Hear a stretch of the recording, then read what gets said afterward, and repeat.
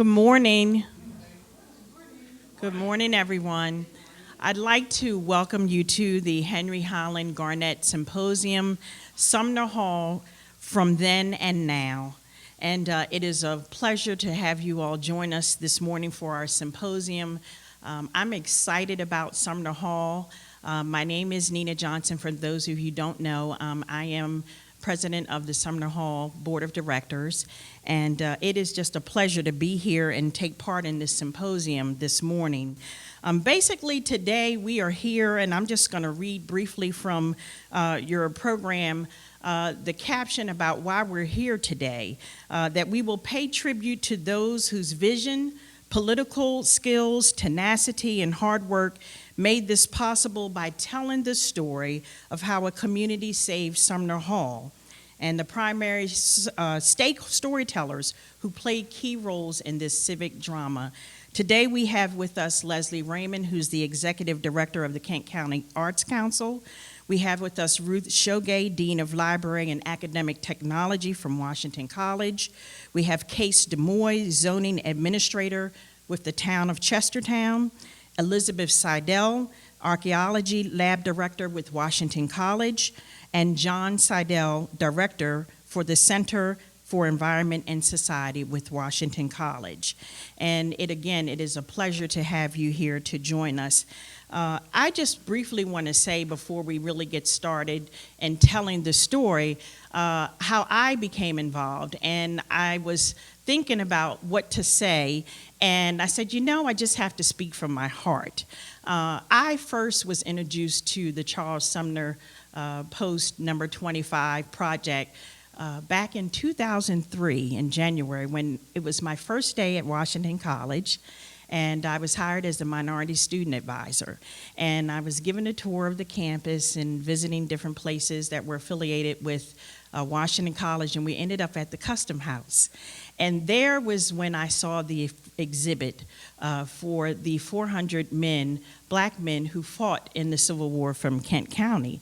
And I began to immediately touch the names of those who I would presume fought in the war that were from my family. So I began to look at the Johnsons and the Browns and the Coopers and the Moores and the Lindsays, because they are all a part of my family.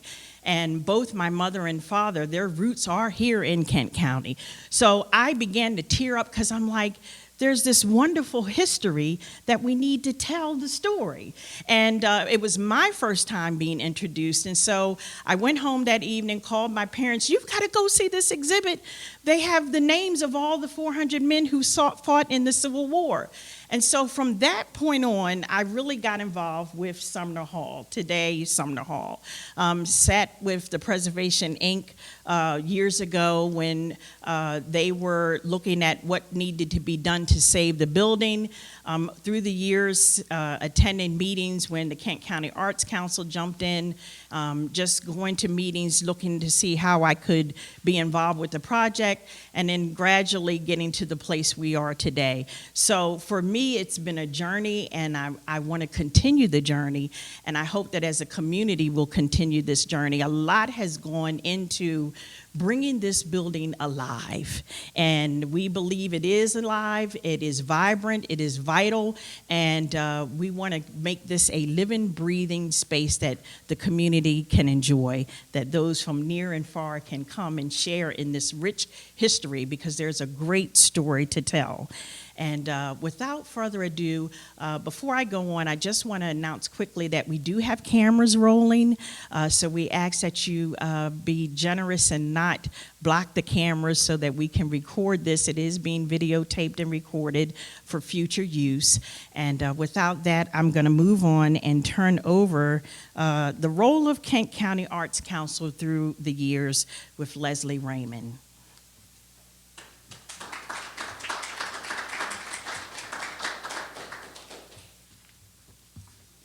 Thank you so much, Nina. I have a story about my involvement here, and I will explain that. And right now, though I will mention the slide here, it's kind of the epitome of one of the things that we were all hoping for, and that was, involvement from throughout the county, throughout the state, and in fact throughout the nation, of people to appreciate what we have here. This is a group of Buffalo soldiers, the ones who had come here for the very first grand opening Juneteenth festival that we had a year and a half ago. The group is thrilled to be able to participate in this building because the Buffalo soldiers are direct descendants, essentially, philosophically, from the Civil War soldiers, for the Union, and they saw their role here in this particular building as something very significant. So this was kind of the epitome of what we were really striving for. So one of the stories that I'd like to tell is, to me, the revival of the building is really a dream come true. I'd been interested and involved in the stories of the community and really an admirer of the expressive arts of the Black community. I began to document the experiences of friends that I'd made at the Kent County Senior Center. The daily gathering of folks from all around the county provided me with insights and pleasure as I learned what life was like in the early 1900s, along with stories that reached further back to those people's forebears who'd been born in the times of slavery. So I was really hearing the oral histories at their most poignant. So close relationships developed around the tables at the Kent County Senior Center, and all that expanded my experiences as I delved into the history of many of the small Black settlements in Kent County. I attended many services and celebrations, musical events, and of course, fish fries. With my appreciation deepened, my awareness sharpened, I became passionate about helping found a place where this amazing culture could be celebrated. As the director of the Kent County Arts Council, I was really thrilled to be able to start helping produce festivals and projects featuring aspects of this culture. By the time the building was stabilized and ready for a final push to be activated, the Arts Council had already been part of a Riverside Blues Festival, the Chestertown Jazz Festival, the 100 Voice Choir, the singing and praying bands of Mount Olive, Marlon Saunders projects, which included his production of Nia, and a special project funded by the National Endowment for the Arts called Working on a Building, a Jazz Journey. Also, we did a lot of recordings through the Arts Council. We recorded Sylvia Frazier and the Anointed Vessels, the Sensational Stars, Karen Somerville, Lester Barrett, and a particularly favorite one called Gathered in My Name, which was also part of that Working on a Building project, and I have copies here. This was a cappella gospel from Maryland's Eastern Shore, and what we had done is ask all the singers that we knew, that we'd already recorded and done things with, to come with the oldest songs they knew and sing them a cappella. And we recorded at the Fountain Church out there in Big Woods. Very wonderful project. So all of that just kept enlivening my excitement and interest in the arts and indeed the history and the culture in general. So when it was time to work on, well, we say Working on a Building was the name of that project, but it was time to really work on a building, this building, we were able to establish a special place where Black culture could be seen. And I just want to finish by saying the music is the magic in all these projects, and its powerful spirit is an incredibly important factor in the appreciation of history and the arts of America.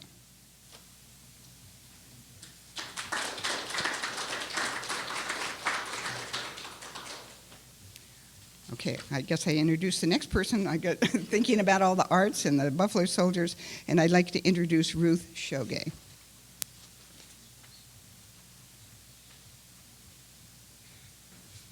Thank you, Leslie. I'm hoping that can be very brief and as poignant as you, but bear with me, I'm a librarian.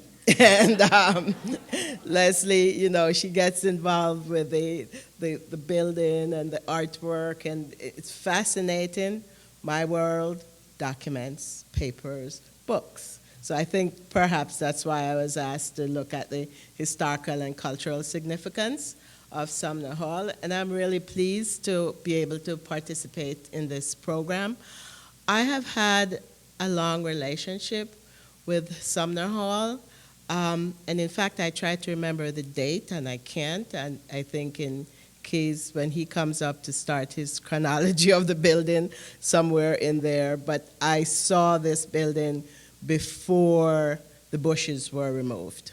So that's how soon that was. And I got really involved with the planning process in about 2008 when the African American Schoolhouse Museum and Cultural Heritage Society and the Historical Society came together to work with Preservation, Inc. to begin the restoration of this building. So it's been a long time, but the outcome is absolutely beautiful, and I'm really grateful to be a part of this. So then, what of the historical and cultural significance of Sumner Hall? This is truly an honor to the lives of many brave and courageous men and women dating back to the Civil War, who valiantly worked to keep the memories and spirits of the veterans of the Civil War and to remember the social and cultural experience in the early 20th century Kent County. Tracing the history, when I sat down and did some of the reading, it was akin to taking a journey through Kent County, accompanied by a cast of characters that included the enslaved, those who fought and died for freedom and justice in America, abolitionists who risked their lives to end slavery, the freedmen who suffered the harsh realities of Jim Crow law, yet found ways to survive through community building, through their own tenacity, and the building of their churches, schools, homes. And it was really fascinating as I read through like the Kent County News and the Afro-American to see how blacks were portrayed. For instance, in the Baltimore newspaper, it described the vibrancy of the lives of African Americans.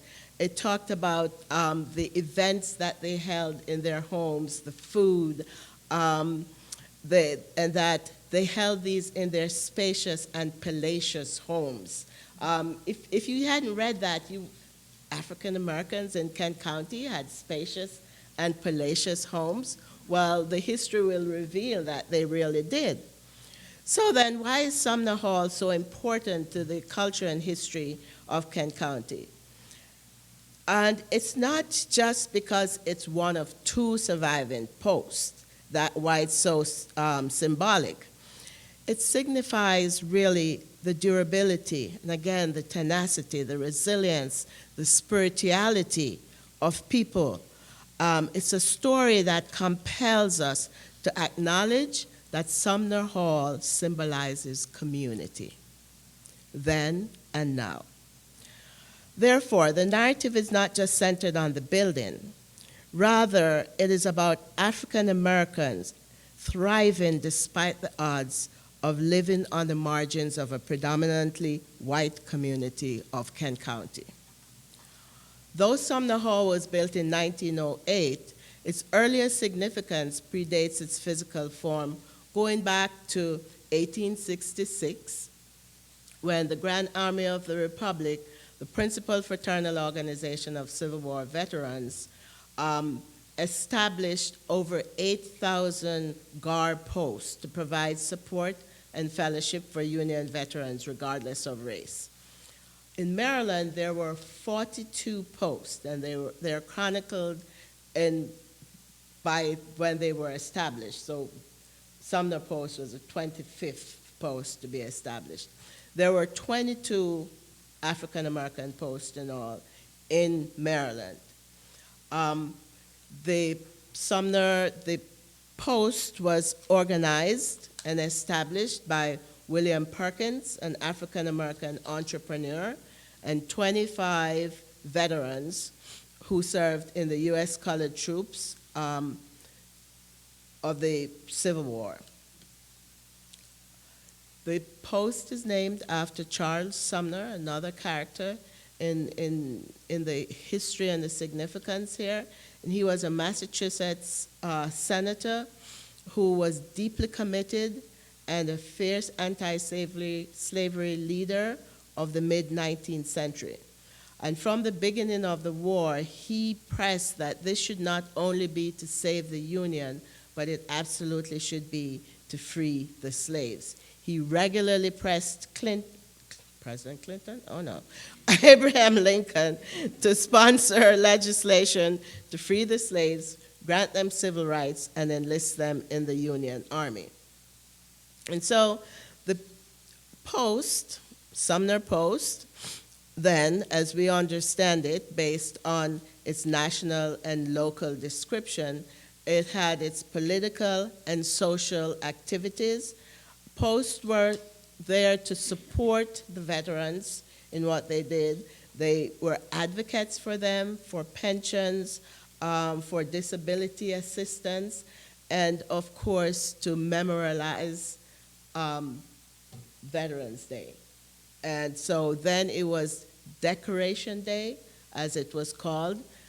This picture here is a reenactment of Decoration Day that we celebrated here in 2010, okay? So then what is the significance, the cultural significance of having the GAR here? We have to remember that then living in a society that was segregated, where African Americans were vilified, and as I read through, again, the Kent County News, the Afro-American, you could see the difference in their reporting. One reported these people as just being a nuisance in the society. They should be removed. And so they existed on the margins. The Afro-American instead presented, here's a group of people working. They're entrepreneurs, teachers. They've built their own schools, their churches. And so the GAR provided a place for them to gather without being disturbed. They had some ownership then of gathering spaces where they could have their services, have their parties, do their political, because it was during a time when they had to fight for voting, and then it just moved right on through the civil rights movement. So then the Sumner Post became really the center of the life of African Americans. They were there to support each other. They had their own businesses. They could employ each other. They went out to work. They came back, and this is a place that they could socialize. Later on, in the mid-50s and 60s, they had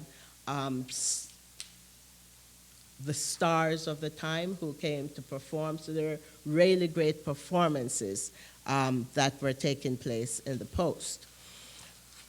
So then, I see this place as commemorating how far we've been, how far we've come, and sets the tone that we have to continue. There's no going back. Beyond that point, the GAR then is not just, as you can see from the audience, not just for African Americans anymore, but it is about African American lives. This is a place where everyone can come to learn about what life was like, how we overcame where we are, and to understand that the current situations is rooted in the past, and that the only way we can move forward is to perhaps dig down deep into those roots and take them out. And now we don't have to do it alone. everybody's working towards that end. The GAR is now located in a place that does not look anything or anywhere the way it looked when it was built. This was a predominantly black neighborhood: Cannon Street, James Church, Water Street. So you can understand the difference then, that as people gathered in this space, they were with like people. The GAR seems to be a little bit isolated now from its people, but its history remains the same. And so with that thought, and before I close, I just wanted to show this video that was one of my personal best experience that I had working with this particular project.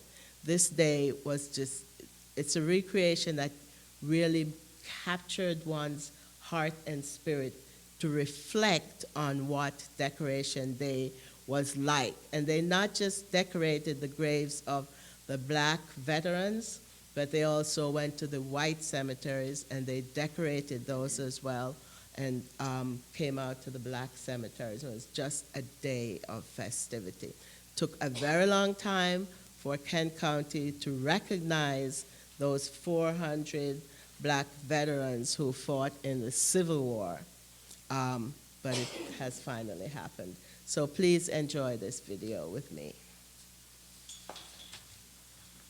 Soldier in the army of the Lord, I'm a soldier in the army. I'm a soldier in the army of the Lord. I'm a soldier in the army. If you get to heaven, hallelujah, before I do, hallelujah, all of my friends, hallelujah, I'm coming to, hallelujah, I'm going up to glory, hallelujah, to sing and shout, hallelujah, there'll be nobody there, hallelujah, to put me out, 'cause I'm a soldier in the army of the Lord. I'm a soldier in the army. I'm a soldier in the army of the Lord. I'm a soldier in the army. I'm a soldier in the army of the Lord. I'm a soldier in the army. And now I'd like to introduce Kees de Moy.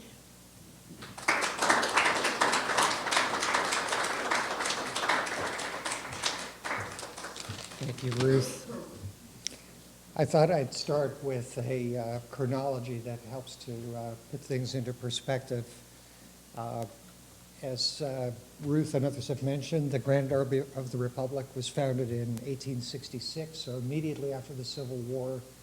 In Illinois, the first chapter was founded and rapidly spread to every state in the Union. Every state, whether they, in some cases had soldiers or not, had Grand Army of the Republic posts, both white posts, black posts, and in some rather remarkable instances, integrated posts.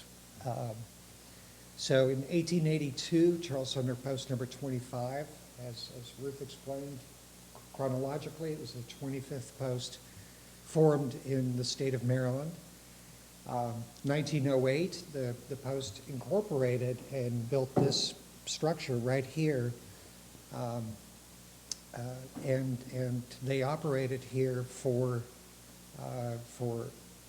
all the years until 1927, when William Wesley Broadway, the last surviving Civil War veteran, died. So technically, that was when the post itself ceased to exist, but Army Hall, as it became known, continued to operate under the guidance of the survivors, which in many cases were the surviving wives and daughters of those original Civil War veterans. In 1985, the last group to occupy this building, which was a church, left, and the building stood empty for about 15 years. In 2000, I was a member of the Chestertown Historic District Commission.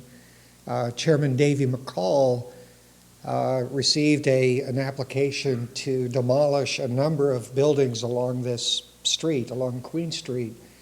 And he said, you know, this particular building has a history that I've been looking into that dates back to something called Charles Sumner Hall, Grand Army of the Republic. These were all new things to me. I didn't know anything about its history, but he explained a little bit of this.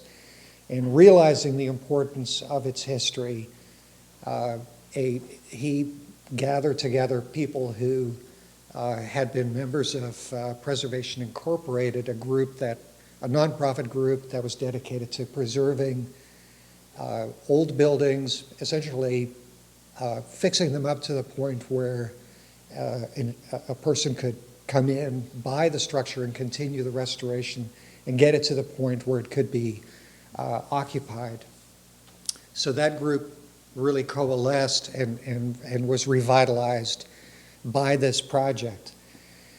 So in 2002, the following year, the demolition request was denied, and the developer ended up selling the property to Preservation Incorporated with the help of grant funds that we were able to get from Maryland Historical Trust. And I should mention, every group that we came to and requested money gave us money to help in the restoration efforts. So groups like National Trust for Historic Preservation, Bartis True Providence Plantation Fund was another one. Preservation Maryland gave money. The Kent County Heritage Trust, which at that time was in existence, also gave a grant for the initial work that happened, and many other groups and people came together to support this effort. In 2012, GAR Post 25 Incorporated, which was started in large part through the efforts of Kent County Arts Council and other people. I think Checky should get a big hand because she said, "Mom, we've got to do this." So shout out to Checky. And so that's when the hall was purchased and the restoration was completed.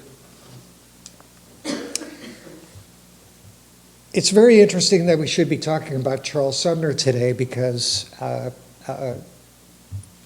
Charles Sumner was, of course, the person that the members of the Charles Sumner Hall, Charles Sumner Post chose to represent their building. So in general, African American posts can easily be identified in Maryland and elsewhere in the United States, because invariably the first posts to be formed would choose a name like Abraham Lincoln because of what he did to end slavery.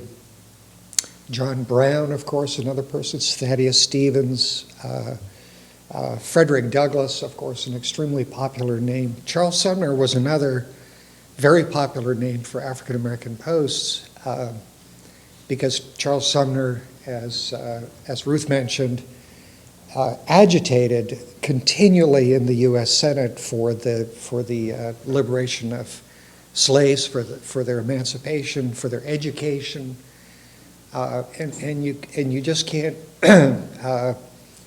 state strongly enough how important Charles Sumner was to the cause of emancipation. I said it's interesting that we should be talking about him today as the delegates are going to, or the candidates for president are going to South Carolina. It needs to be recalled that Charles Sumner was caned in the U.S. Senate by Preston Brooks, the representative, the senator from South Carolina. So if you think politics are bad today, remember that in the 1870s or the 1860s that Charles Sumner nearly died at the hands of the South Carolinian, who returned to his state and was presented with a gold-tipped cane in honor of the beating that he gave to that senator. In the Philadelphia, in the African American Christian Recorder in Philadelphia, they stated, "We thank God that we have yet friends even among the dominant race who are earnestly vindicating our cause. Such men as Charles Sumner of Massachusetts, whose speech a few weeks ago in the U.S. Senate should be read by every man, woman, and child in whose veins flow one drop of African blood." The names of both the founders and members of Sumner Hall and their positions changed. You may not know that Grand Army of the Republic lodges or halls were secret societies. So you had elected officers. You had, as the hole in the door leading into this room shows, you had a hole through which you had to give a secret password to enter into what was essentially a holy sanctuary. You would walk in and there would be a podium like this with a Bible with crossed swords, and there were very specific rituals. So the leadership of the lodge changed frequently, but many of the names you'll recognize. John W. Anderson, for instance, when we first gathered at the Custom House to talk about Sumner Hall and its importance, John Wesley Anderson, who was the head of the NAACP, was at that meeting, and I have no doubt that must be an ancestor of his. This is a photo that I found in the Maryland archives that they didn't even know they had. The Relief Corps number 5 speaks to another function that also took place here at Charles Sumner Hall, which is that every lodge had both the male members, but they also had associated with it a women's relief corps. The women were the ones who tended to the orphans, the sick soldiers, and later actually went into the schools and taught people about the Constitution and singing patriotic songs and so forth. In the Kent County News in 1889, which is roughly about when this picture may have been taken or a little bit later, but in the Kent County News they had an article that stated, "The sacred duty of honoring the memory of those who died in defense of our country or who, having survived the misfortunes of war, have since fallen by the wayside, seems to devolve entirely upon the colored people of our town. At least they are the only ones who observe the day in Chestertown.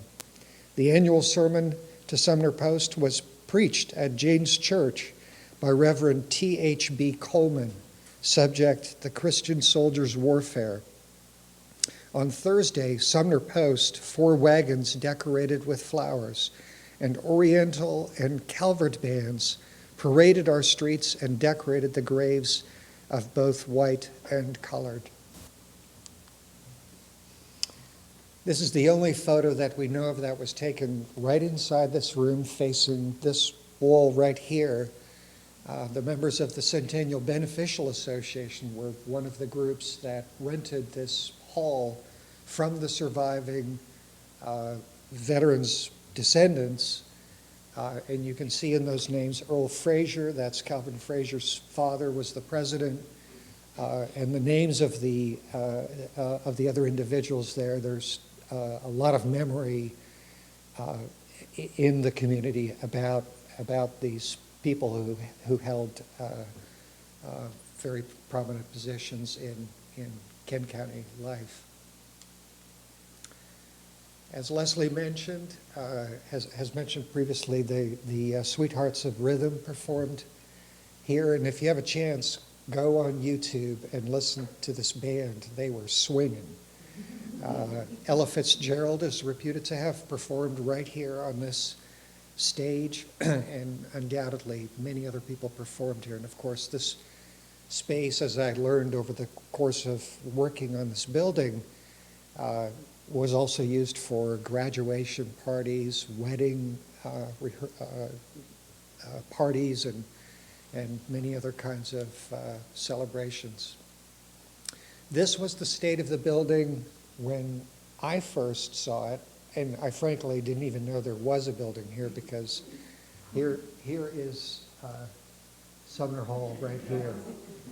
When that was covered in leaves, you could not see that, and I've likened it to something out of a Tim Burton movie, because if you went to the back, the branches kind of spread out like this from the building, and it looked like something out of a fairy tale.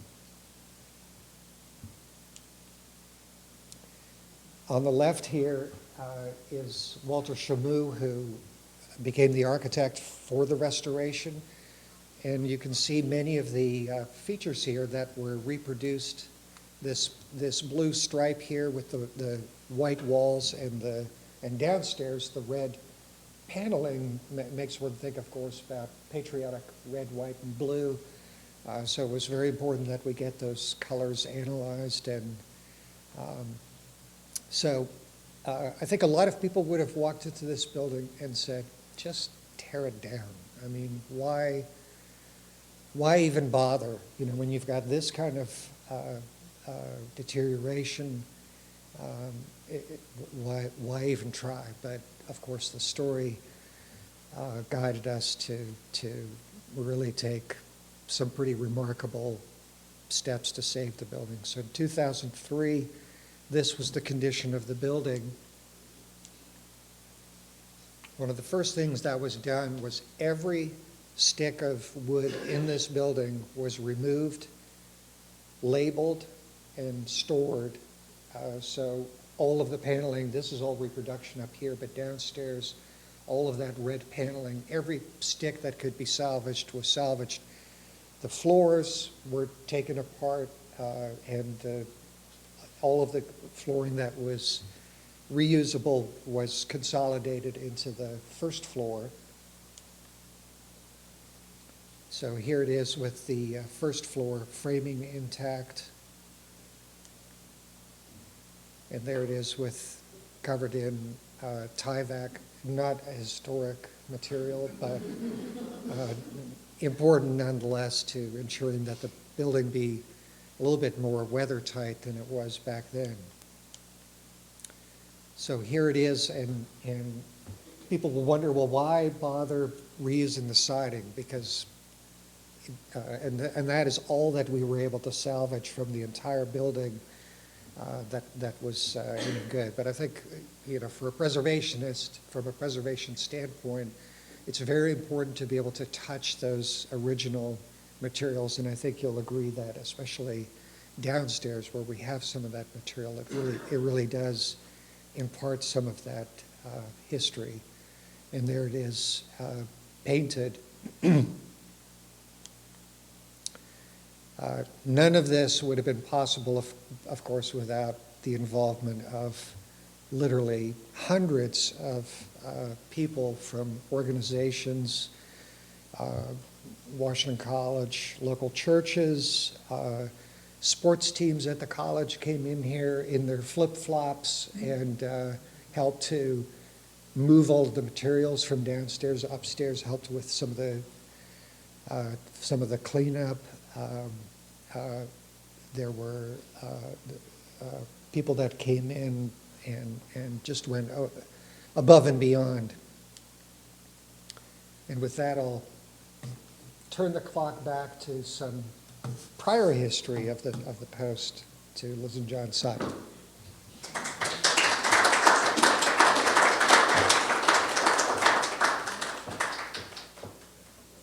Good morning. We've heard some great stories this morning, some of them sort of general histories, personal reflections. Like Ruth, my area is documents and paperwork and getting down to the nuts and bolts. So I'm here today to tell you a little bit about the archival history of this property. And we did archival research in advance of archaeology that was done here in 2005. Back then, the college was holding a field school every summer in archaeology. And that year, we decided to do it here at the Sumner Hall. We knew about the preservation efforts. We knew what was going on. We were behind it 100%. And we knew that if we did our field school here, it would help draw attention to those preservation efforts and bring it into the public eye a little bit more. So that's why we decided to work here for 6 weeks. In advance of archaeology, we have to do our homework. We have to do our archival or historical research. And what I mean by that is taking time to look at the historical documents. Usually we check out things like land records, deeds, court cases, tax assessments, maps, newspaper articles, diaries, anything, primary, secondary resources, anything we can get our hands on. And we look at as much as we possibly can. Usually it's based on how much time we have and how quickly we can move. Why do we do that in advance of archaeology? Well, looking at these documents not only gives us a sense of history of the property we're about to work on, but it prepares us for the field. It helps us get ready to decide our plan of action in the field. By looking at these documents, we're going to find out who owned the property, more importantly, who actually lived on the property, because quite often that's not the same individual, what activities went on the property, what structures were there. This lets us know what kind of artifacts or features we may encounter in the field. So we have to do our homework before we show up with shovels and start digging up the dirt. And that is exactly what we did. I have about 10 minutes to tell you the history of this property. I can't do that. It's just impossible. Especially since my husband said, well, if you could do your presentation in 5 minutes, that would give me a little more time. So, not happening either way. So what I decided to do instead was focus on 3 things, just mention 3 things that we learned during the research that take place in different periods throughout the property's history. And the first one I'd like to talk about, if I can do this correctly, there we go, is the early history of this parcel. Now, the GAR Hall property, this lot, would have been located on lot 70 that we see here at the corner of what was then Princess Street and Cannon Street. So we know from research that lot 70 in 1811 was owned by a woman named Mary Hands. And Mary Hands was the second wife of Bedingfield Hands, one of my favorite names, Bedingfield Hands. Bedingfield Hands was an 18th century businessman, attorney here in Chestertown. And we know that he handled maritime auctions. We also know that B. Hands and Company owned a rope walk in Chestertown, because the ad quote says I shouldn't say quote, it says something like, but says that he made cables and ropes at the rope walk in Chestertown. So that little bit of information tells us a couple of things there. Now we know that Bedingfield Hands owned a rope walk in Chestertown. We also know that Bedingfield Hands owned lot 70. As a matter of fact, he owned parts of lot 71 and 72. So right there, that gives us a question. Could the rope walk that Bedingfield Hands owned have been located somewhere on lot 70? Bedingfield Hands also owned the western half of lot 79, where he actually built his home, his dwelling. So he could have lived here and had a rope walk somewhere in this vicinity. So we were hoping that maybe archaeology would help answer that question. When we got out in the field, will we find any evidence of this? Maybe we did, maybe we didn't. I'm going to leave that for John to tell you, because he's going to talk about the results of our field work. So that's the first thing. The next thing I want to talk about takes place a little bit later, quite a bit later in time, and that has to do with the actual history of this building, this structure. Now, we've heard from a number of people that this building was constructed in 1908. But was it? I'm not convinced that it was constructed in 1908. I'm not convinced on that. What we're going to do is we're going to take a look at the map analysis that we did. As a matter of fact, because we had limited time, we were really only able to look at maps and deeds for our research in advance of our archaeology. So the first thing we want to look at is the 1891 Sanborn Fire Insurance Map. Now, I don't know if any of you are familiar with these maps, but the Sanborn Fire Insurance Maps are a great resource for archaeologists because they give a lot of detail about an area. So we turn to these all the time. The first one that we have for this area is 1891. And we can see that in now for some reason we're a little distorted here. I hope you can make this out. But we can see that in 1891, here's Queen Street, and we have a structure at 302 Queen Street. It's a dwelling, and it happens to be the house that's located just to the east of us here. We also see that we have a coal yard in this area. This is a stable. We have some dwellings back here labeled Negro dwellings, actually the beginning of our African American community in the area. This is our project area. This is where we are right now. And that was a total mistake.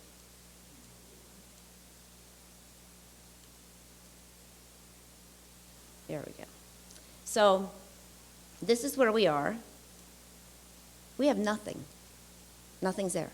So we know for a fact that this structure was not built. It was not standing in 1891. We do know from the deeds in 1891 that a gentleman by the name of Joshua T. Twilley owned this property on which we are right now.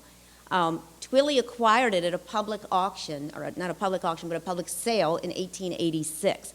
He not only acquired this lot, but a lot of this surrounding area. He bought a parcel that actually consisted of 6 different individual lots.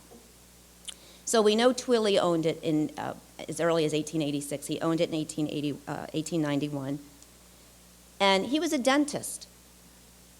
And Twilley had an office with what I'm going to assume at this point, because we did not follow up on this, that Dr. Charles Richard Twilley was maybe his son, because at this point in time, this came from the 1896 Kent News, Joshua Twilley would have been in his early 70s, and I'm really hoping that this tooth extraction without pain that was being done by this hopefully younger dentist than Twilley.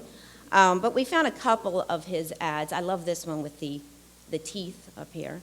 But you can see Charles Twilley was actually working with Joshua T. Twilley at the time. We also found an ad for that coal yard that you just saw in the previous 1891. And his office was on Cannon Street. And actually, if I click back you can see right here, here's the little building labeled office on Cannon Street. So that would have been Twilley's coal yard office. So let's continue, though, with our Sanborn fire insurance maps. The next one we have for this area, unfortunately, Sanborn maps aren't for every year. We just have them sporadically. So the next one is 1903. 1903 starts to show a lot of development along Queen Street. So we can see a lot of structures, a lot of dwellings going up. Actually, if you look at our property, you see now we have a hall. It's actually labeled hall. We also know it's a single-story building, little one right in the corner. I don't know if you can see that. This little open circle in the other corner tells us that single-story structure had either a tin or a slate roof. My guess it was probably a tin roof. We see the house next to us over here. This is a house, 2 dwellings a little bit further down the street. We know that in 1903 from the deeds, Twilley still owned this property. So Twilley owned the property, but we have this building, single-story building labeled hall. All right. Our next sandbar map is 5 years later, in 1908. 1908 happens to be the year that the Sumner Post purchased this property. Now we look and we see we've got more building. Let's look at our lot. We have a hall. This time it's labeled C. Sumner Hall, not just hall, a little more specific. And now we have a 2 in that corner. So we have a 2-story building now instead of a single-story building. We also have a solid circle in the corner telling us that this structure has a composition roof instead of that tin or slate roof that the 1903 map showed us. So we see some changes here, and what happened? We have some questions. We have a single-story building on 1903, a two-story building on 1908. Do we have one building being torn down and a new one being constructed? Do we have the original building being enlarged? So what we want to do is we want to take a little bit closer look at those two maps. And the best thing that we could do was overlay them. So we've got the 1903 map superimposed over the 1908 map, right there.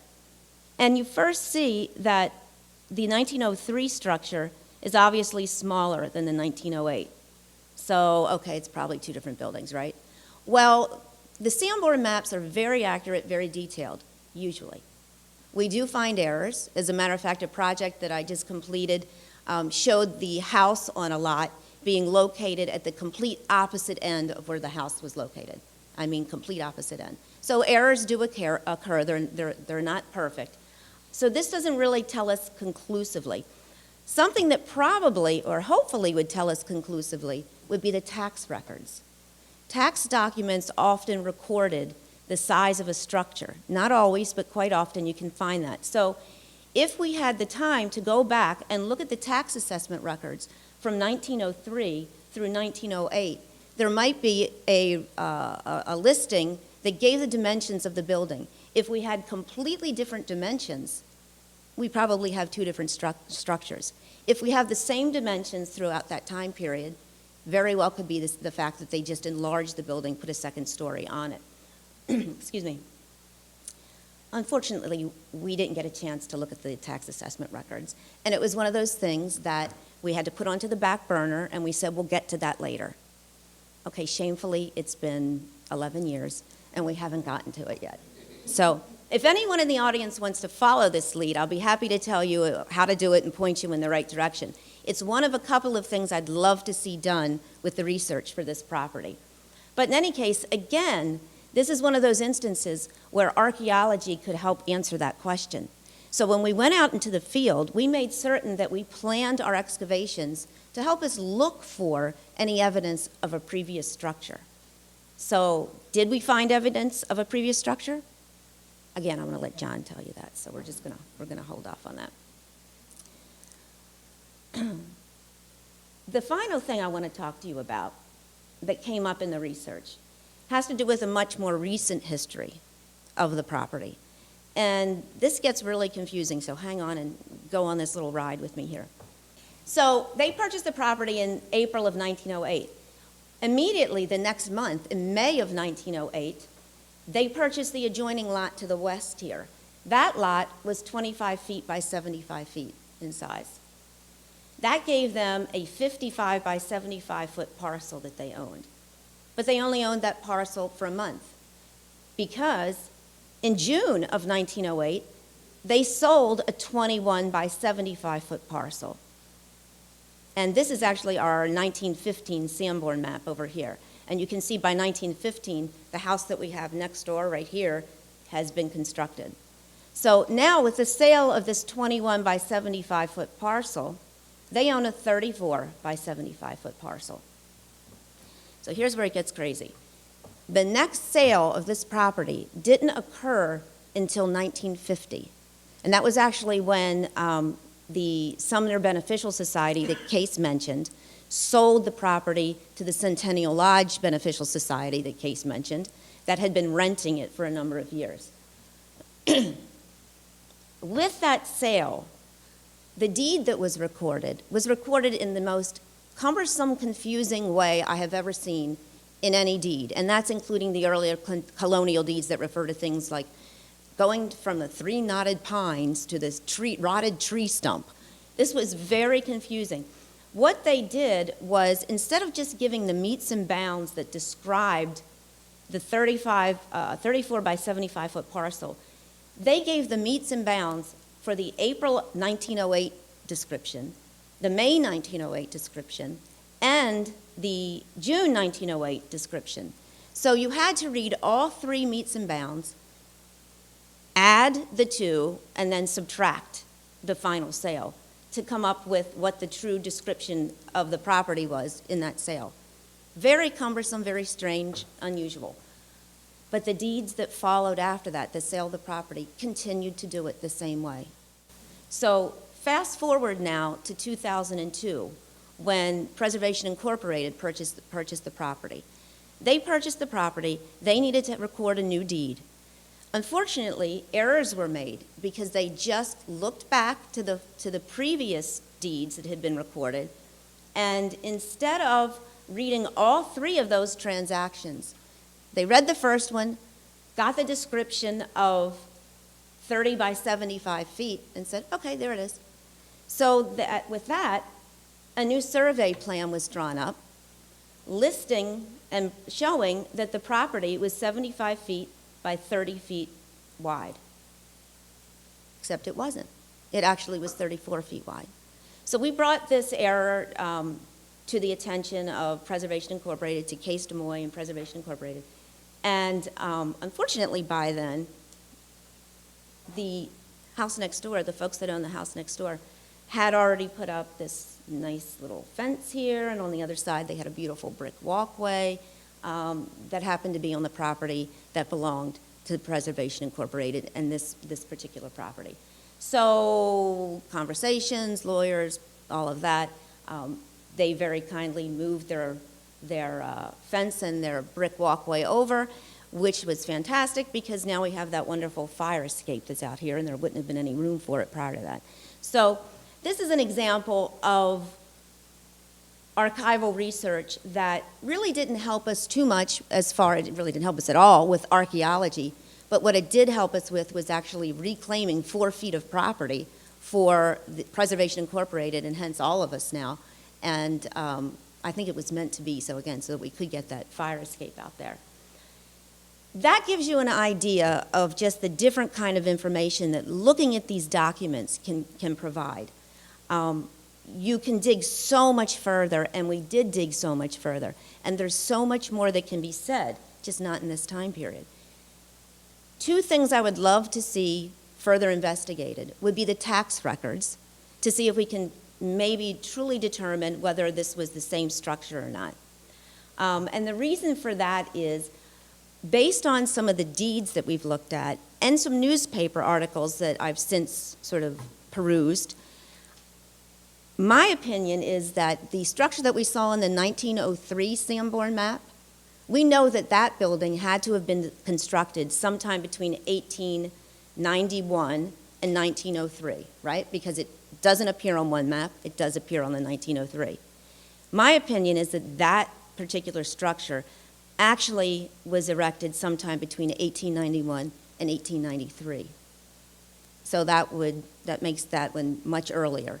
If indeed we have a single structure here that was enlarged and a second story was added on, that would give us a date for this building of around 1892 instead of the 1908 that we have now. And even though we say 1908, we know that this building did not show up on the 1903 map, but it does show up on the 1908 map. So again, tax assessment records may help us determine where in that time period this building was actually constructed. So that's one thing that needs to be investigated. The other one is a little bit more complicated, and it just has to do with that Joshua Twilley gentleman. Joshua Twilley is an interesting character. He was a dentist. He, as I said, he owned the property, and when he purchased it, he is recorded as being the sole grantee. He and his wife purchased the property. However, when he sells the property to Sumner Post, excuse me, he is not listed on there as a grantor, seller of the property by himself. It's Joshua Twilley, his wife, along with Perry Landon, or Landing, as we've seen his name, as being one of the founding members of the GAR Hall, and his wife. So now, what is that connection? Where did they come together? How did they come together? When did Perry become part owner? Maybe that explains why we have a hall, again, used most likely by Charles Sumner Post members, showing up before they actually even purchased the property. So again, that's something that we can further investigate And if anybody wants to know how to do it, I'll be happy to meet with you later and tell you how to get started on this. But for now, since we have an image of our archaeology, I'm going to turn it over to John, and he's going to give you a little bit about the results of the field work that we did in 2005. Thank you.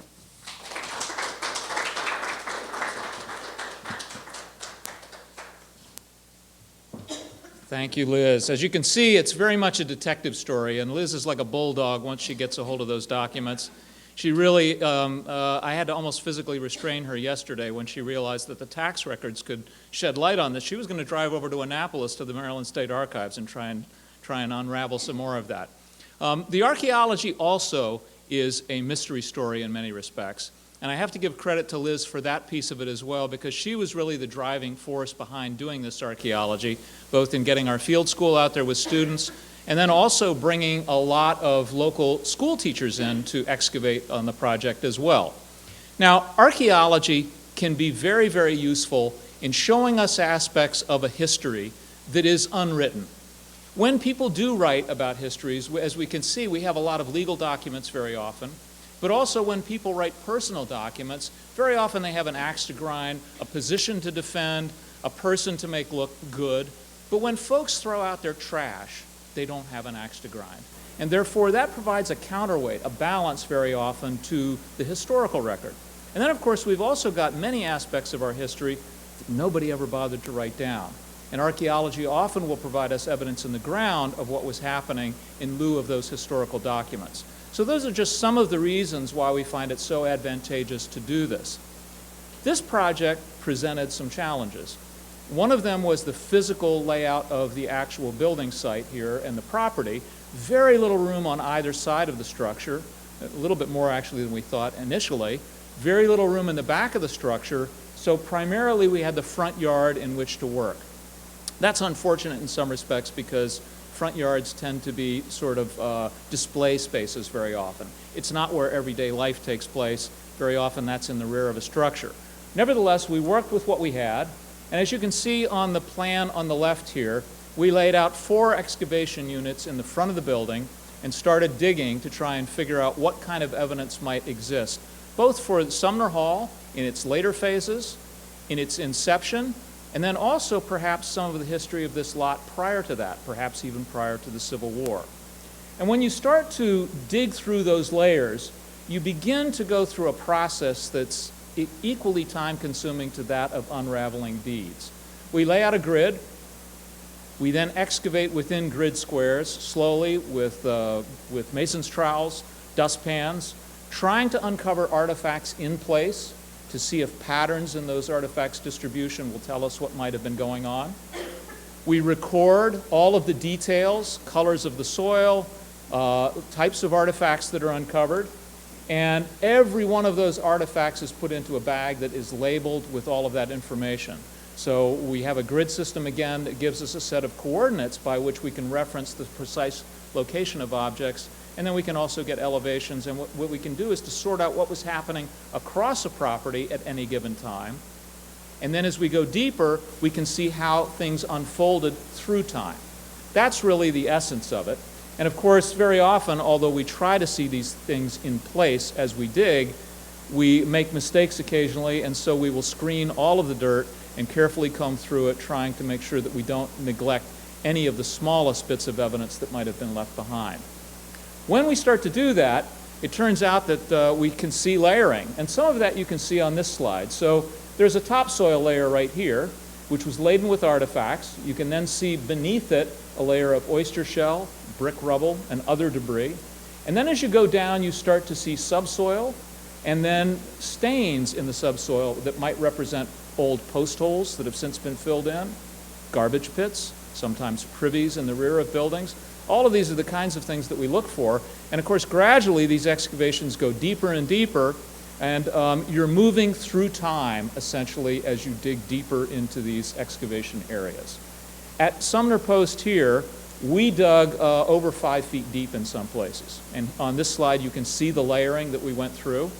Regrettably, what we found was lots of evidence from the 1800s and the 1900s, but we did not find very many intact features. We found utility trenches, carrying water pipes and electrical lines that came into the building. We found old yard surfaces, but we did not find any evidence of other buildings, fences, or other things out in the yard itself.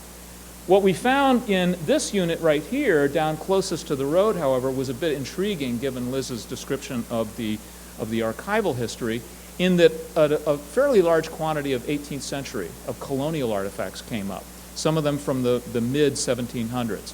So that was of interest to us, but regrettably we didn't find a lot of intact surfaces throughout this area. We did have one outstanding question that we hoped we might be able to answer with archaeology, and that was this question of whether we originally had a one-story building that was then enlarged and made into a two-story building, or whether this hall is something different from that earlier building that shows up in 1891. So what we did was to lay out a unit inside the building, because we figured that if this superposition is correct, something dug right in here might encounter a wall of an earlier building, if in fact that was the sequence that we are actually looking at. Of course, the question is, how do you get inside a building and actually dig excavations when you've got floorboards, floor joists, brick piers to support the floors and the like in there? Well, we obviously had our opportunity when this building was raised up in the air and the bottom floors were taken out. They were in pretty bad shape to begin with, but I love the image of a backhoe sitting inside the building and beneath it, and that gave us the opportunity that we were looking for. So once this thing was put up on cribs, we were able to get into the interior, and with shovels we started to clean off the soil, and then we excavated this long trench, which, if the historical map overlays were correct, and if we had two different structures, should have bisected the remnants of a wall somewhere in here. Now, I say should have intersected a wall. We have to keep in mind that buildings with continuous subsurface foundations were rather rare during this time period. Many big brick structures needed them, but frame structures did not. And this building itself was originally built on brick piers. So it would be the luck of the draw as to whether you happen to go right across one of those brick piers. But very often animals burrowed under buildings, dogs sought the shade, in the cool soil by digging under there, and we will find that kind of evidence. Unfortunately, nothing was encountered in here. So we have no archaeological evidence that there was an earlier structure here. And I can't take that as the gospel, but I do think that it perhaps confirms Liz's hypotheses. What's really interesting, though, too, is that in this excavation, we began to encounter some other very enigmatic and mysterious features. So as we started to shovel away the soil that had been disturbed by the construction crews, we began to see stains. I don't know if you can see this dark stain that runs in a linear fashion here. You may also see a stain right here. That we know is from a brick pier that supported this floor, the original floor to this building, that was removed during the renovations. But this stain right here is one of a complex of stains. Perhaps you can see it again right here. It runs up and down in the slide. This is the remains of that pier. But look over here. We have another dark stain that runs parallel to this one. Now I'm going to look at it from a slightly different angle here. But here you can see those two stains. And then there are lateral stains that cross it at a right angle. I will confess to you that I have no idea what these are. When we bisected them, they are rectangular in cross-section. They look like slots dug in the soil for timbers. But also intriguing is the fact that all of the artifacts that came out of here were from the 1700s. So I think that here we are not looking at an original Sumner Hall. We are not looking at something from the post-Civil War era. We are looking at features that date back to the colonial or Revolutionary War period. Is it related to the rope walk? I think that's entirely possible. These are unusual looking features. I think that they extend beyond the foundations of this building as well. In other words, they were longer than this structure. So they may well be the remnants of this rope walk. Additional monitoring for archaeology was done later on because after a foundation was put in and the new building materials were put on this structure, utilities had to be hooked up. So here you can see the brick walkway being removed, and then the backhoe came in and excavated a trench that would link the building to the utilities and the water lines on the road. In that excavation, it essentially confirmed much of what we had concluded from the earlier excavations, which was that there was clear evidence of the 19th century, a little bit of evidence of the 18th century, and a lot of disturbed soils in the front of these buildings. Now, that may lead you to conclude that archaeology provided relatively little of interest with regard to this building, but I don't think that's the case at all. What it shows us is, first of all, that there are intact features here. Some of them may date back well over 200 years. And in addition, the artifacts reflect the activities that took place in this building. And in addition, we recovered a lot of materials from underneath the floorboards of the Sumner Hall before the renovation actually took place. You can see many of those downstairs. I encourage you, if you've not already done so, to take a look at the display cases down there that show butchered bone, that show the pottery and the china off of which those remains were eaten, that show us oyster shell, bottles, some of which were manufactured or used here in Chestertown by bottling facilities, others from which come from a variety of different places. And then also remnants of the activities in this building, part of someone's walking stick, what looks like one of those offertory baskets that are used in churches to collect contributions from people, a sheet of music related to Easter, newspaper articles remarkably preserved underneath the floorboards of this building, and it really gives us a window into the past and a window into the activities that took place in this building. So what it tells us is that we have a long, complex, and rich history to this site. It extends back to the founding of Chestertown. It may well be related to the maritime foundations of this place. It also may have remnants of some of the industrial capacity of Chestertown in its heyday. I think also we obviously have this incredibly rich history that's related to the Civil War. We have a memorial, really, to the 400 African Americans who went to fight for their country, who donned the blue coat, who went and fought for each other, fought for freedom, fought for the preservation of the Union. Some of them left limbs or eyes on the battlefield, and they then came back here to Chestertown, to a town that, as Ruth Shoge has eloquently said, was still divided, was still segregated, was still racist in so many aspects, despite people like Joshua Twilley, who obviously were working with the Civil War veterans in their attempts to create the Sumner Hall. They went out into the community and they commemorated both whites and blacks on Decoration Day. And then the focus of this place and its use as a cultural center and as the hub of a neighborhood, I think, is something that we have to remember as well. So that, as Liz has said, around the Sumner Hall, we have this much, much larger African-American community that, unfortunately, many of the traces are less visible today. So you don't see the bricks and mortar that you might see on Water Street or further east on Queen Street. But the history is no less important. And it is buried on this site, and it is buried in the archives. I want to issue a call to action to all of us, because I think that much of that history still stands in danger. This building was about to be demolished when the Chestertown Historic District Commission used the tools at its disposal to help save it.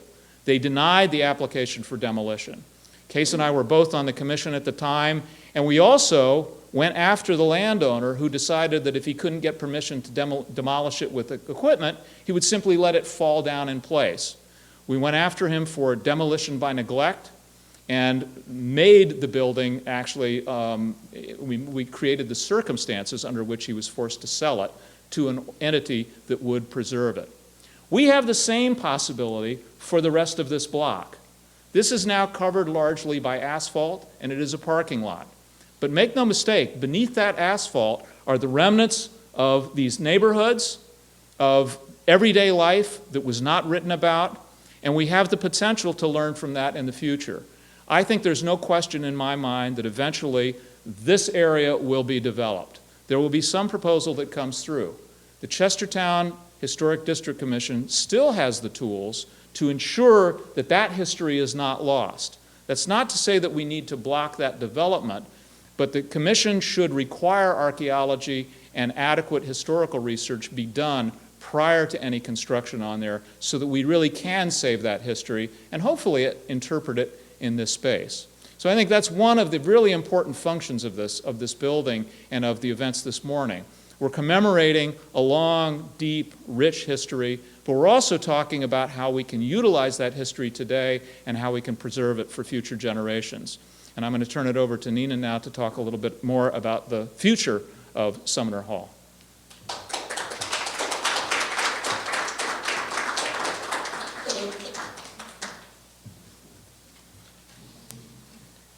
I think that we are all excited to see and learn of the history of Sumner Hall and the sharing of the history from almost demolition to bringing it to where it is today.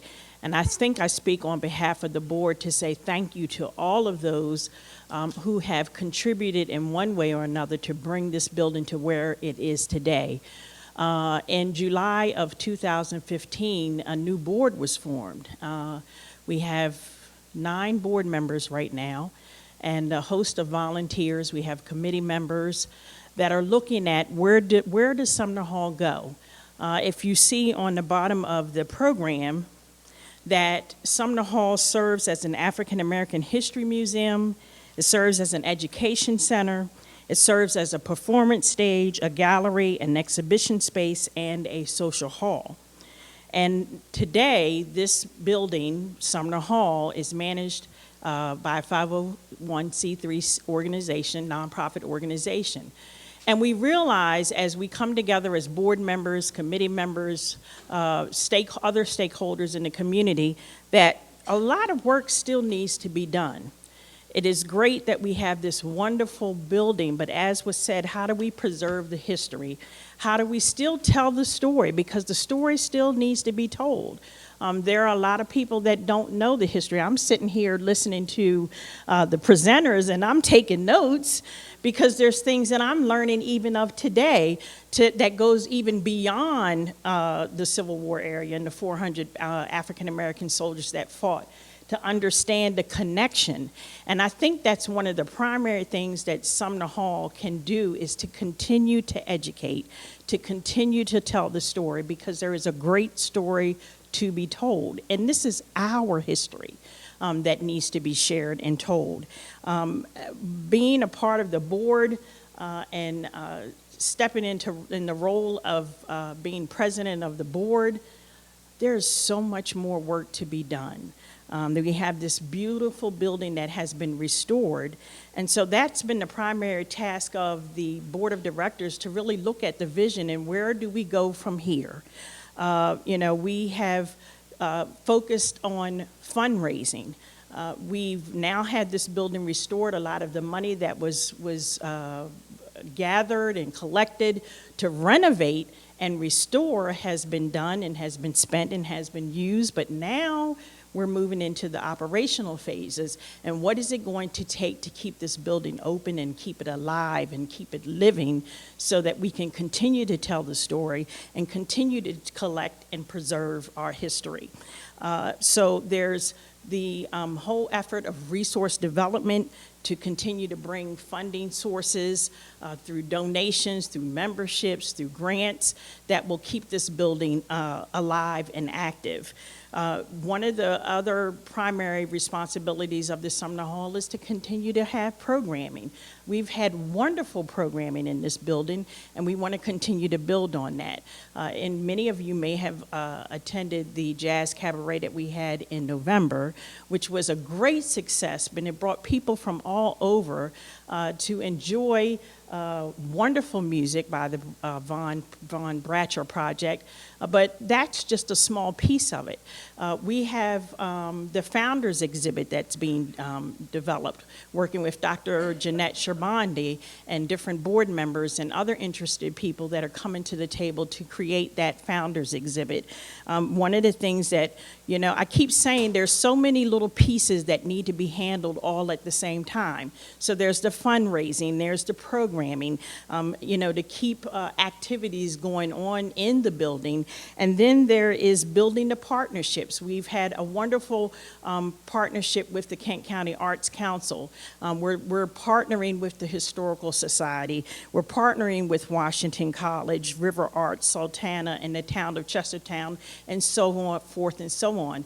Just last week, we had the Buffalo Soldiers at the table, looking at planning for our next Juneteenth celebration, which will be June 18th of this year. And they not only want to just help out for Juneteenth, they want to become a part of Sumner Hall. And so they're looking at ways that they can really be invested in Sumner Hall to continue to tell that story. So we're very excited about that partnership forming, and we want to continue to form more partnerships with the community. We have art exhibits that are going on that showcase our local history. My father in the audience being one of the local artists, and we have so many other. We have Yvette Henson, who's a board member. Her exhibit is on display this month, along with Joella Cooper, who's here in the audience. And so we have a lot to celebrate in Sumner Hall in terms of celebrating the history, but still telling the story, still having performances and entertainment and education going on that will allow Sumner Hall to continue to thrive. The other thing is we are inviting people to just come and use the facility. We have been renting out the space for parties, for different events. We have church organizations that want to come and use the building for whatever they have planned. And the other thing is that we really, and I keep saying this all the time, and I know sometimes people might get tired of me saying that, but we still have to reach out to the community, because I really do feel like there are a lot of people that don't know anything about Sumner Hall. They know there's a building here, they know where it is, but they don't know the history. And I think that is real important, that we be able to share that history, not just for ourselves, but future generations. Again, there's a great story to tell, but there's lots of work in telling the story. And I just want to say thanks to everyone who has been a part of Sumner Hall and continues to be a part, to the volunteer board. The board members have given up a lot of time, and there's so much more to do. I just want to say thank you to Leslie Raymond, who's been real instrumental with helping Sumner Hall get to where it is today. But I do want to recognize people like Barbara Foster, who just gives up so much of her time. She's the behind the scenes working and helping us pull things together. Suzanne Street, who's been wonderful, just helping to keep the bookwork. I mean, I don't think sometimes when you really sit and think what needs to go into making an organization run and thrive, it's a lot of work. Committee members that are here, people who just come and clean the building, that everything that needs to be done. Sometimes I come down and help clean up or sweep the floors or clean the bathroom, and I go back and I think about those who founded this place, that, what we do, we honor them and for what they've done for us. And so I just want to put the plug out that we need people's help to make this building be all that it can be. At whatever time that you would have to donate, be it an hour here or a month or a year or so forth, whatever talent you can bring to the table, we just need help in all areas. Because I talk about this and say that it's like a baby, and we're in the infancy stages, and we all know that babies have to be taken care of. And this is a baby. We have this building, but it doesn't stop here with just having a structure stand at 206 South Queen Street. We got to put time in it, effort, some love and care, and that's happening. And I just want to continue to see that happen, and I think that's why we're all here, because we love Sumner Hall. We know that it's a great place, but we want to keep the history alive and move forward. So that's where we are with Sumner Hall. We have tons of information downstairs. Memberships, I would put in a plug. If you're not a member, become a member. You can join at various levels and just help us get the word out. We need people, again, with certain expertise that can come and support Sumner Hall. Again, I want to say thank you to John and Liz. I just really formally met you today. I've heard your name many, many times over the years, but to look at what you've put into this project is special. And to know that today I'm still learning things. Case, when I first met you and saw the exhibit, it just took my interest. And in the midst of everything else, it's like I need to be committed to this project. And any way that I can help, that's what I want to do. And I think there are many of us that are gathered here who feel the same way. So I'm going to cut my conversation short. I think this is time now for any questions and discussion that you have. We have the 5 presenters that I think we're going to take a chair and bring up to the stage. And if anyone has any questions or comments that they would like to share, we'll take the time to do that now. Okay.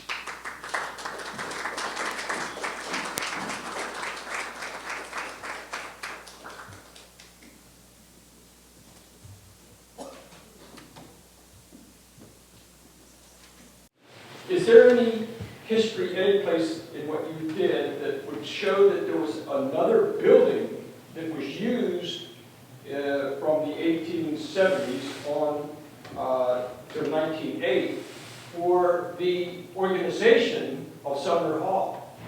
I mean, it just shows up here at one point in time. What was there before that? So was there previous history of perhaps another organization that predated? No, another building that housed Sumner Hall's organization before this building. Well, as Liz and John were talking, I recalled that there's somebody who lives on Queen Street, actually, who gave me the remains of a pamphlet that he found, I think, underneath his house or in the wall when they were doing some renovations, relating to a guy with the last name of Van Noort. Van Noort was very high up in the Grand Army of the Republic, the white Grand Army of the Republic at the state level, but was also an officer in what may have been a white Grand Army of the Republic Lodge here in Chestertown, of which I was never able to find any record. But my question would be whether Van Noort, along with Twilley, may have been part of a white post, which, because Kent County, of course, was so decidedly against Abraham Lincoln, pro-Confederate cause, that there was so little support post-Civil War for the Union cause that the white post simply could not operate and survive. So they may have decided to hand over the keys, if you will, to the black post. But that is only.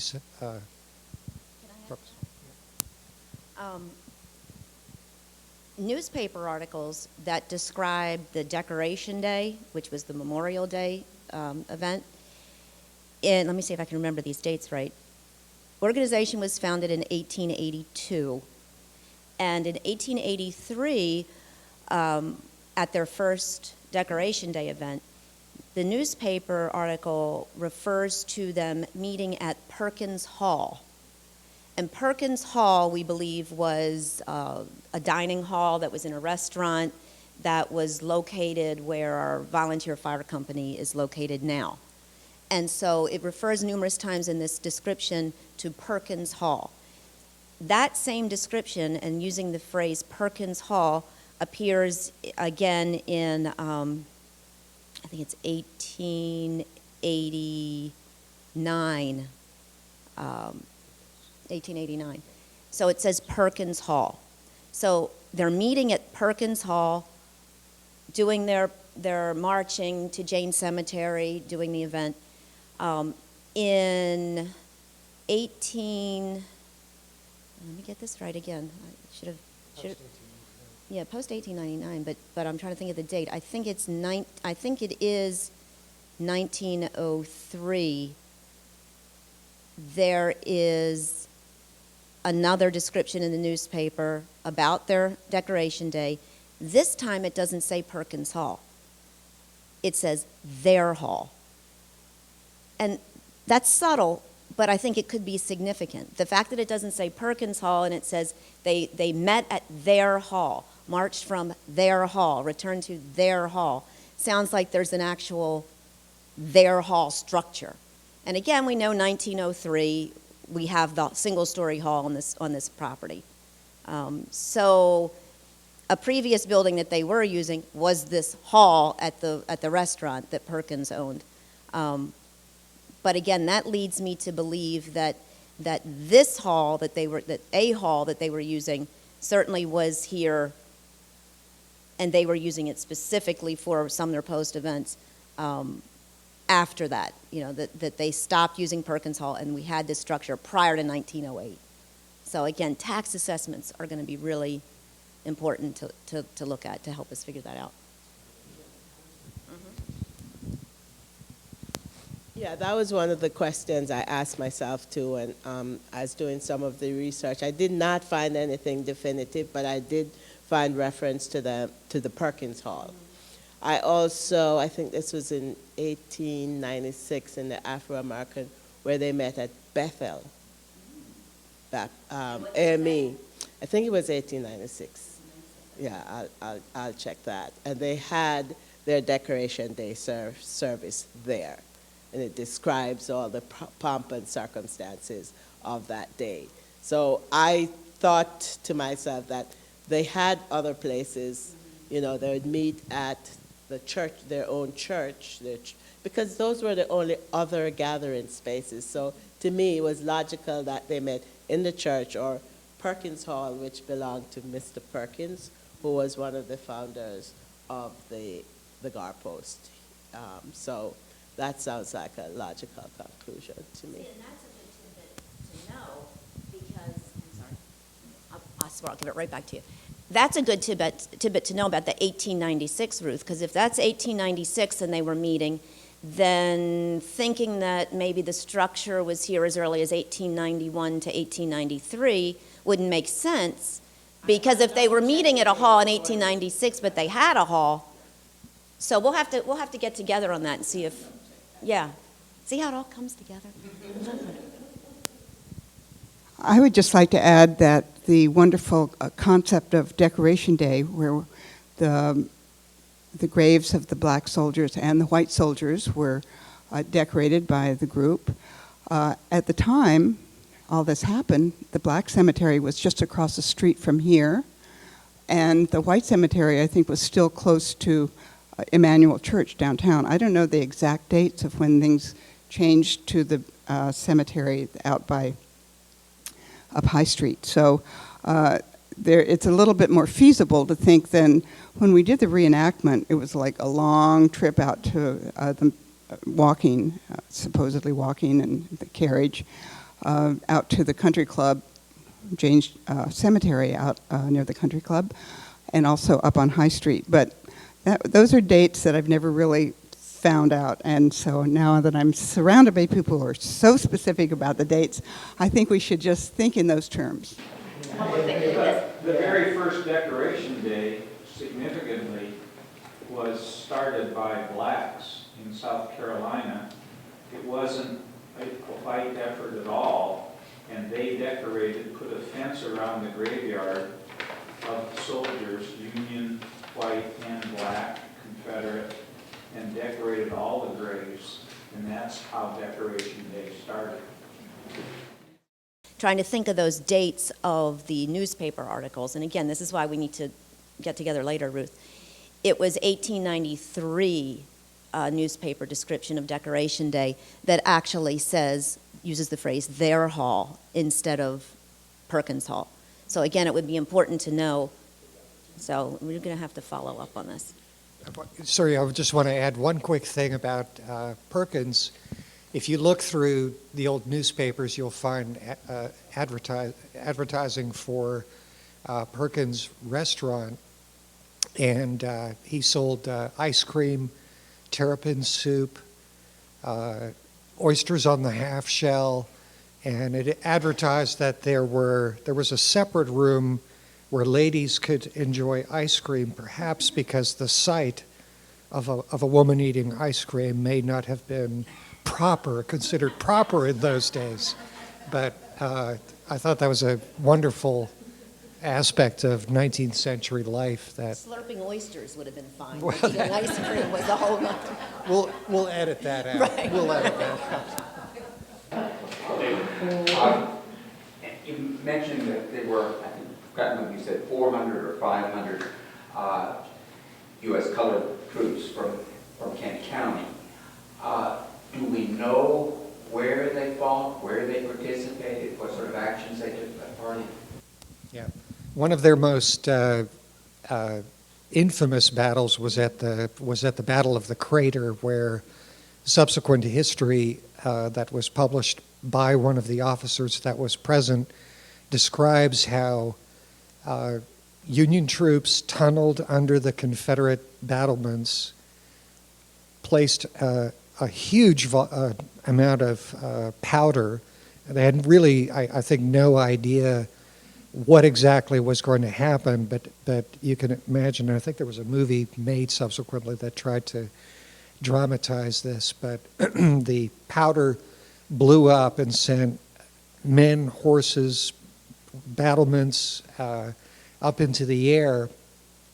The resulting crater, which I think was many hundreds of feet across, was then the route by which Union soldiers would have to attack the Confederates who had fallen back. The first troops to be sent in to the crater were black troops who included some of the Kent County soldiers. The Confederates later described it as basically like shooting fish in a barrel, because the troops could go in, but they couldn't get out. So it was a huge massacre, really, of Union troops. That Oscar Crozier, who is one of the soldiers who became a member of this post, he married a Kent County girl when he came back to Kent County. He fought in the Massachusetts 54th. He's described as a musician. If you remember when Ruth was showing her slides, there was the slide on the left was for Oscar Crozier, and he's described as musician. So he was at that battle that was glorified, I guess you could say, by the movie Glory, and was more than likely a drummer who was at that battle. What he did exactly is not known, but he is listed in the 54th Massachusetts and having been present at that battle.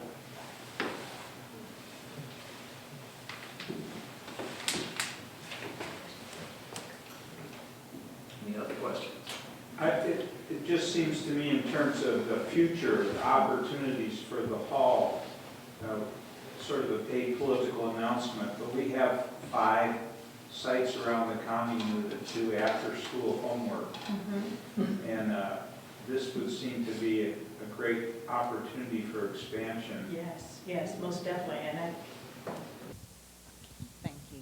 I think one of the things that we've always discussed is looking at opportunities to get young people and the youth involved in Sumner Hall, just to expose them, one, to the building and the history that's here downstairs with the exhibit, but also to look at ways to support our young people in the community through tutorial services, just having different types of programming. So we would welcome that opportunity to have young people come here for after-school tutoring. Yeah. James, yes. They did a little bit of tutoring for years. Yes, it did. Well, we would certainly welcome that opportunity to sit down and discuss how to make that happen. I think that would be just a win-win for everybody, especially for our young students. And they can, sharpen their skills and also get some history while they're here at Sumner Hall. Since you mentioned paid political announcement, this is an unpaid plug. Let me expand a little bit just for a moment on what I said earlier about the history beneath our feet, particularly in back of this building, because there are many towns around the country that have historic districts that have in place not simply controls on the architecture, but also they take into cognizance or take into account archaeological remains.